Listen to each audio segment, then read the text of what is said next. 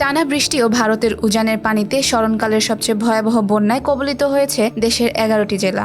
এই বন্যায় চারদিকে পানিতে ভরে উঠলেও তৈরি হয়েছে খাবার পানির সংকট।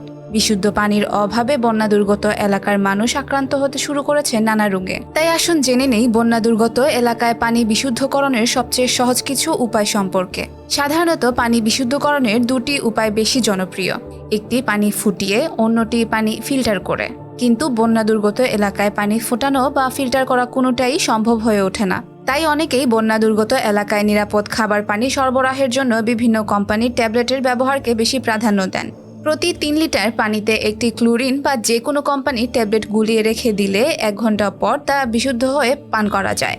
আবার ব্লিচিং পাউডার দিয়েও পানি বিশুদ্ধ করা যায় এবং এতে 10 লিটার পানিতে পরিমাণ মতো ব্লিচিং পাউডার দিয়ে 30 মিনিট পর উপরের পানি আরেকটি পাত্রে সংরক্ষণ করে ব্যবহার করা যায়। বন্যার প্রয়োজনের সময় পানি বিশুদ্ধকরণের ট্যাবলেটও সহজে মেলে না, তাই সহজ উপায়ে পানি বিশুদ্ধ করতে বেছে নিতে পারেন পটাশ বা ফিটকিরি। 1 কলসি পানিতে সামান্য পরিমাণ ফিটকিরি মিশিয়ে 2 থেকে 3 ঘন্টা রেখে দিলে পানির ভেতরে থাকা ময়লা তলানিতে জমে। এক্ষেত্রে পাত্রের ওপর থেকে পরিশোধিত পানি সংগ্রহ করে তলানির পানি ফেলে দিতে হবে।